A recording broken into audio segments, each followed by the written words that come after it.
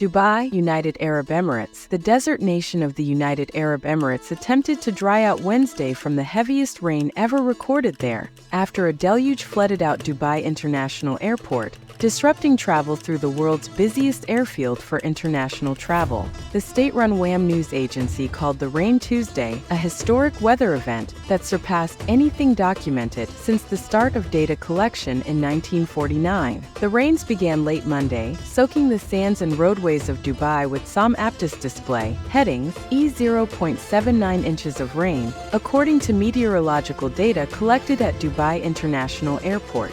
The storms intensified around 9 a.m. local time Tuesday and continued throughout the day, dumping more rain and hail onto the overwhelmed city. By the end of Tuesday, more than 5.59 inches of rainfall had soaked Dubai over 24 hours. An average year sees just 3.73 inches of rainfall at Dubai International Airport, a hub for the long-haul carrier Emirates. At the airport, standing water lapped on taxiways as aircraft landed. Arrivals were halted Tuesday night and passengers struggled to reach terminals through the floodwater covering surrounding roads. The airport said in a series of social media posts that all operations were halted for about 25 minutes on Tuesday afternoon, and that all arrivals would be diverted after that until the weather conditions improve. Late Wednesday morning, the airport and the flagship carrier Emirates were still warning travelers not to come to the airport unless absolutely necessary, saying all flight check-in was still suspended.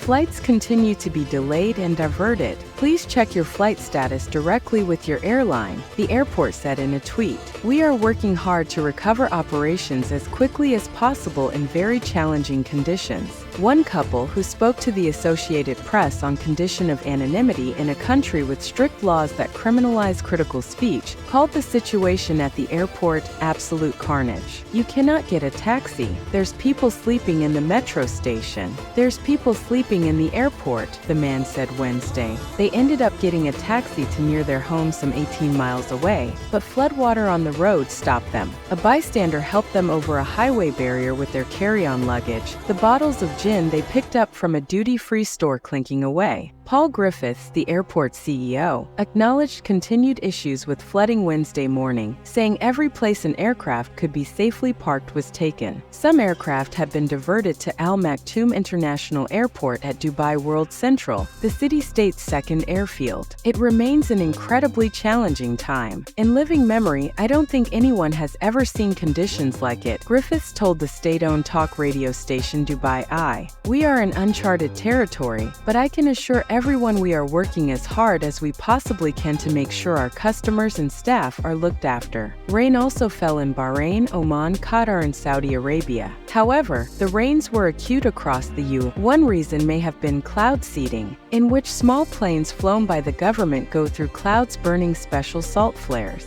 Those flares can increase precipitation. Several reports quoted meteorologists at the National Center for Meteorology as saying they flew 6 or 7 cloud seeding flights before the rains. The center did not immediately respond to questions Wednesday, though flight tracking data analyzed by the AP showed one aircraft affiliated with the UAE's cloud seeding efforts flew around the country Sunday. The UAE, which relies heavily on energy-hungry desalination plants to provide water, conducts cloud seeding in part to increase its dwindling, limited groundwater. Schools across the UAE, a federation of 7 sheikdoms, largely shut ahead of the storm, and government employees were largely working remotely if they could. Many workers stayed home as well, though some ventured out, with the unfortunate ones stalling out their vehicles in deeper-than-expected water covering some roads. Authorities sent tanker trucks out into the streets and highways to pump away the water. Water poured into some homes, forcing people to bail out their houses. The country's hereditary rulers offered no overall damage or injury information for the nation, as some people slept in their flooded vehicles Tuesday night.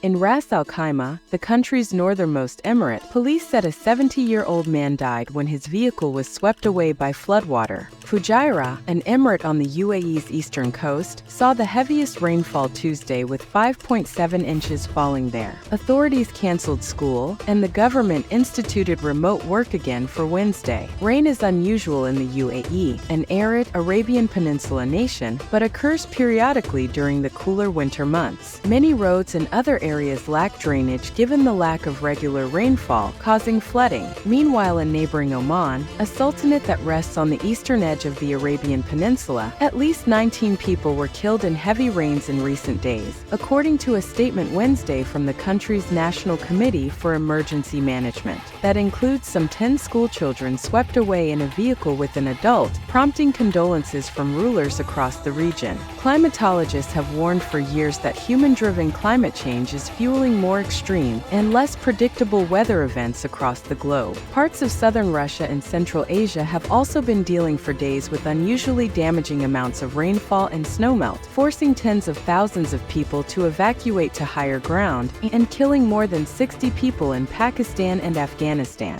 Thank you for watching, and be sure to let me know your thoughts on today's news in the comments below. Don't forget to like this video and subscribe to News Sharp for more updates.